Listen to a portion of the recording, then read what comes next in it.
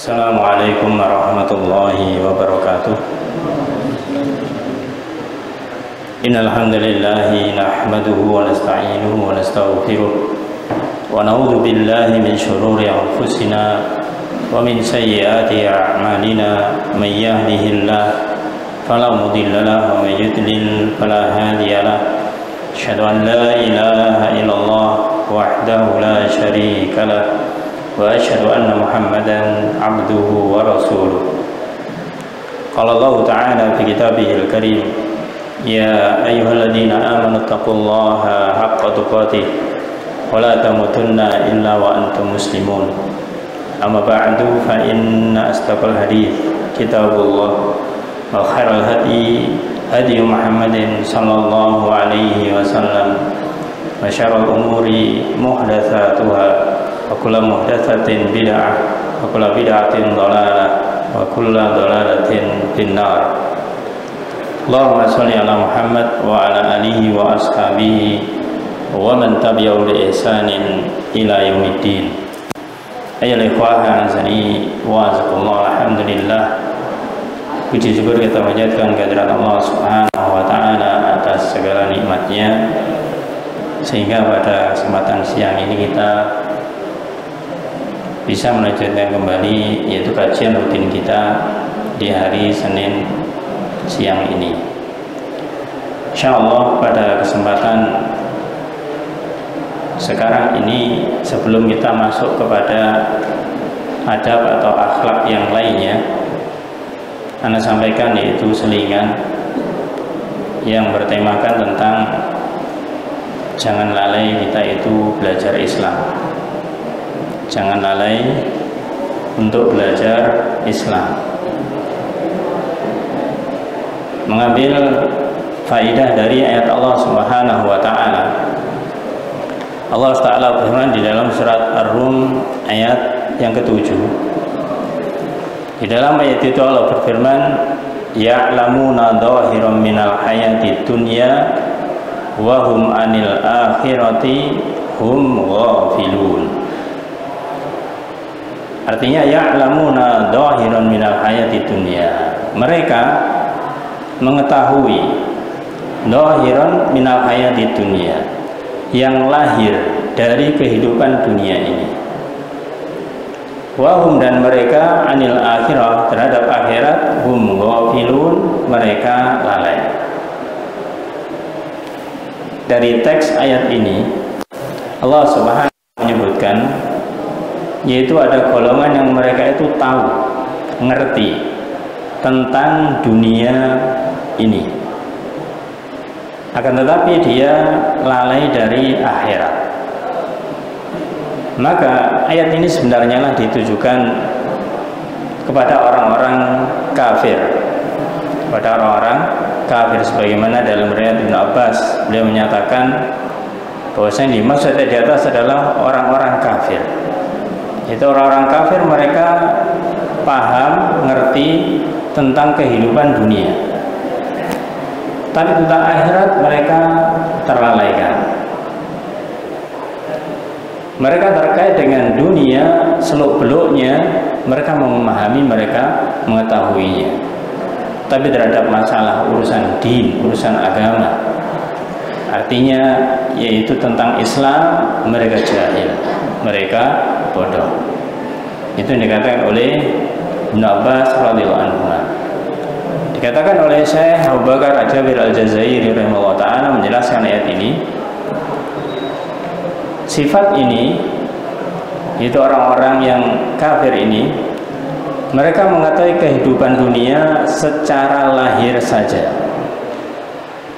mengetahui kehidupan dunia secara lahir saja, seperti mengetahui bagaimana cara mengais rizki, ibaratnya bagaimanakah cara bertani, cara berdagang, kemudian cara ini dan cara itu. Akan tetapi mereka benar-benar lalai dari yang namanya kehidupan akhirat. Mereka tidak sama sekali memahami tentang akhirat. Diperjelas di dalam penjelasan dari Syekh Abu Bakar Al-Jazairi yang lainnya, beliau mengambilkan faidah dari ayat ini. Beliau menyatakan secara umum, kebanyakan manusia tidak mengetahui hal-hal yang akan membahagiakan mereka di akhirat.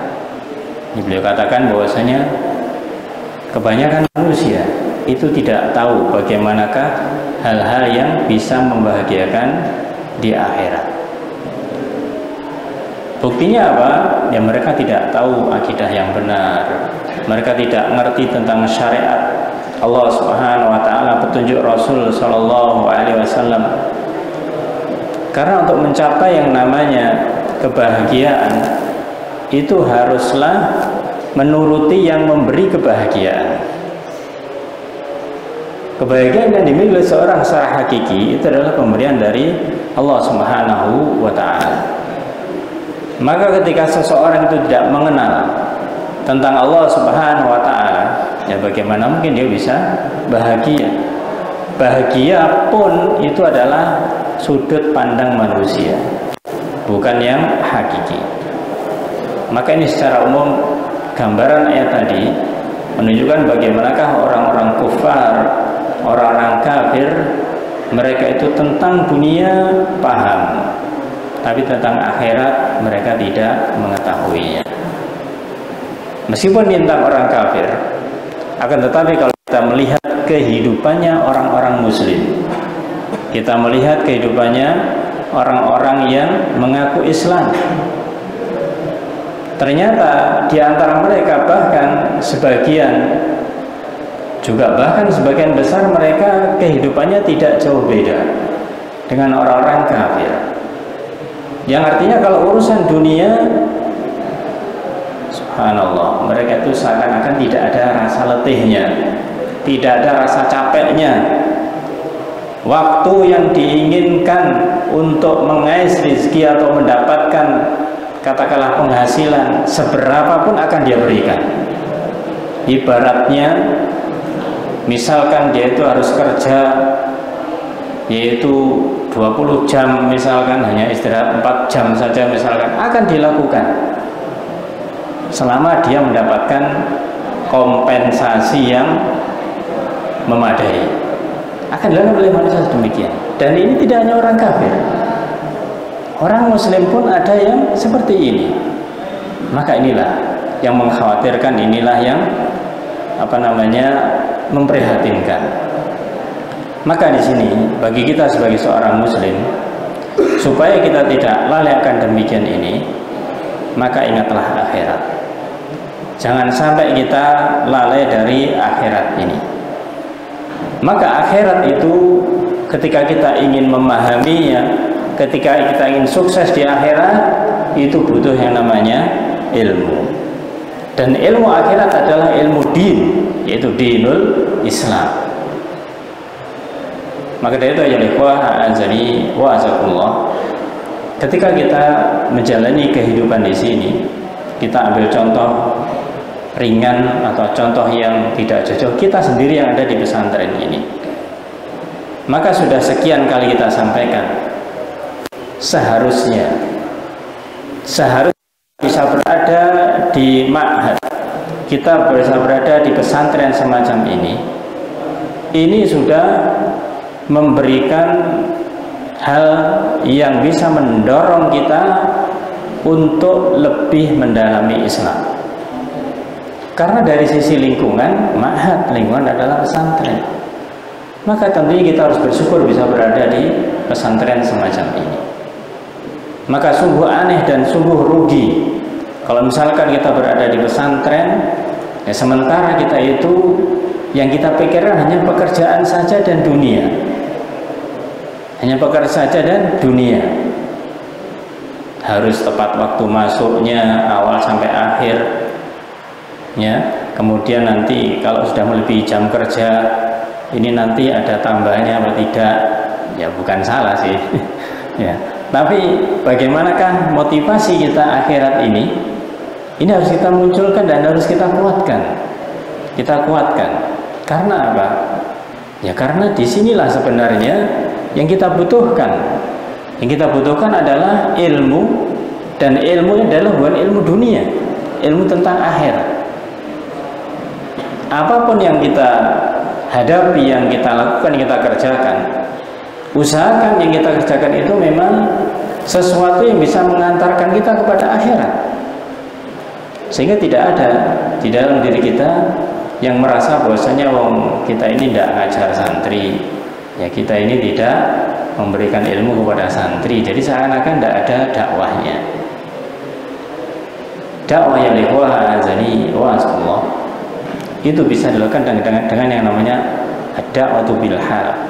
Itu dakwah dengan kondisi, maksudnya dengan perbuatan. Tidak harus dengan menyampaikan ceramah seperti yang kita sampaikan sekarang ini. Justru kalau dakwah dengan perbuatan itu lebih mudah untuk bisa katakanlah mempengaruhi orang daripada hanya sekedar ngomong semacam ini. Ya, misalkan kita meminta kepada seseorang, atau kalau di sini meminta kepada santri, ya, nak tolong itu sampah yang di situ diambilkan. Sebelum kita meminta, kita itu di hadapan dia, yang kita bahasanya kita perhatikan anak ini, yang biasanya suka membuang sembarangan, kita perhatikan anaknya ini, ya. Nanti ketika di hadapan dia, sebelum kita meminta dia, kita beri contoh atau kita tunjukkan kalau kita itu ada sampah, kita ambil, kita masukkan ke tempat sampah. Nanti suatu saat ketika kita minta pada dia sudah tahu bahwa memang kita sudah melakukan hal itu. Nah, ini namanya dakwah bil hal, dakwah dengan perbuatan. Maka di dalam ma'had atau di pesantren ini, maka hendaklah kita lebih, yaitu menumbuhkan bagaimanakah rasa syukur kita kepada Allah Subhanahu wa taala, karena kita dimudahkan Allah taala untuk berada di lingkungan yang semacam ini. Meskipun ada lebih kurangnya, dan itu semua tempat seperti itu. Oleh karena itu, ya Allah, kita mengadakan yang namanya program kajian itu diantaranya supaya kita tidak lepas, tidak lalai dari yang namanya akhirat ini.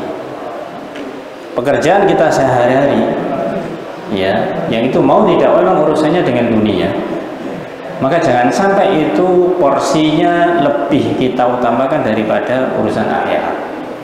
Sehingga sering anak sampaikan, kalau sudah urusan sholat, sudah tidak ada kita pernah menghalangi seluruh pegawai di sini untuk sholat berjamaah, hatta yang namanya satpam.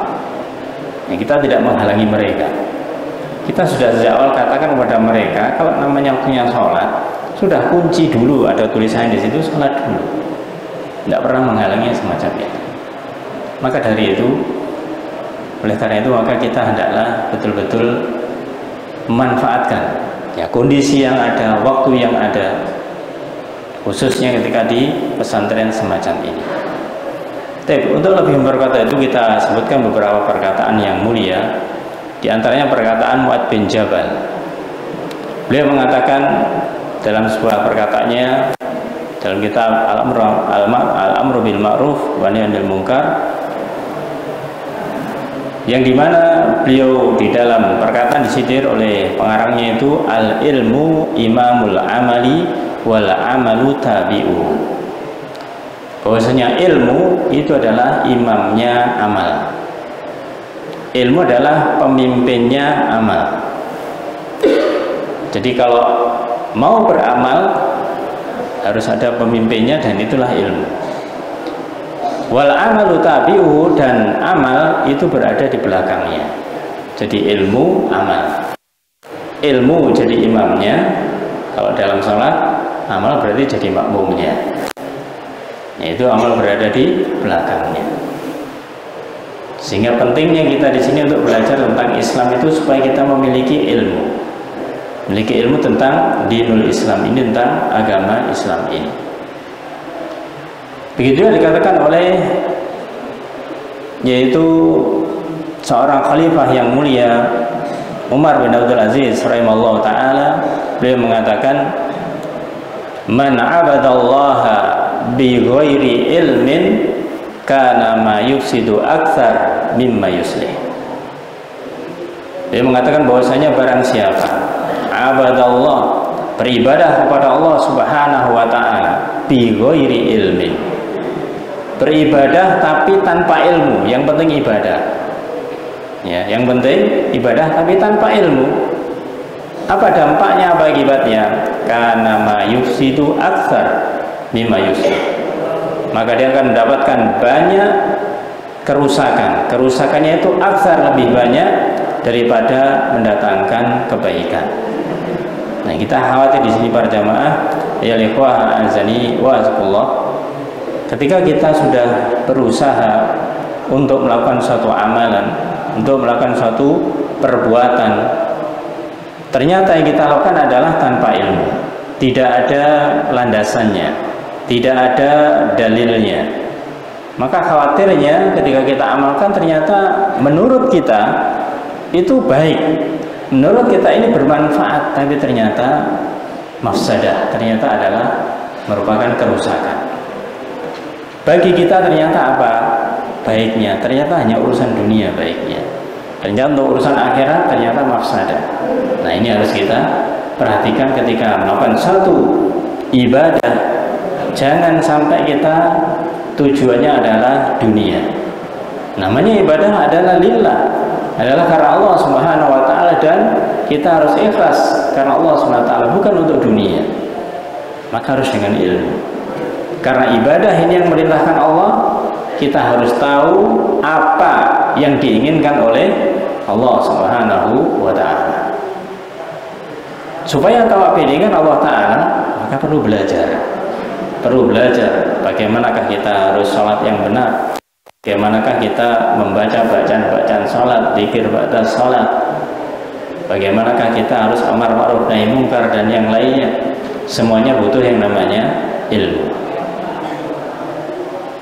Dan yang terakhir, sebuah hadis Rasul sallallahu alaihi wasallam dalam hadis riwayat Abu Dawud, At-Tirmidzi, dan hadis yang sahih, di mana beliau Rasulullah sallallahu alaihi wasallam bersabda,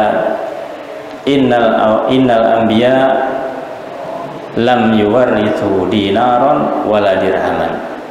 Para nabi itu tidak mewariskan dinar, tidak pula dirham, tidak mewariskan emas maupun dirham, perak.